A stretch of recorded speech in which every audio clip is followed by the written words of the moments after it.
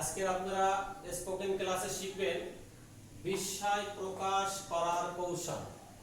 বিস্ময় প্রকাশ করার কৌশল।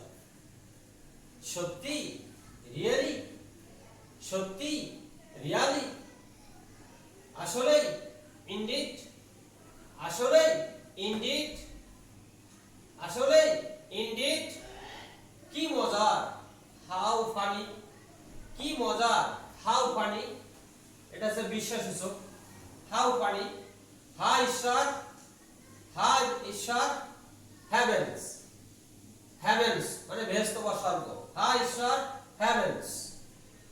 আশ্চর্য, মাই গুডনেস, আশ্চর্য, মাই গুডনেস, মাই গুডনেস। চিন্তা করতে পারো, চিন্তা করতে পারো, ফেন্সি হট, ফেন্সি হট, চিন্তা করতে পারো, ফেন্সি হট।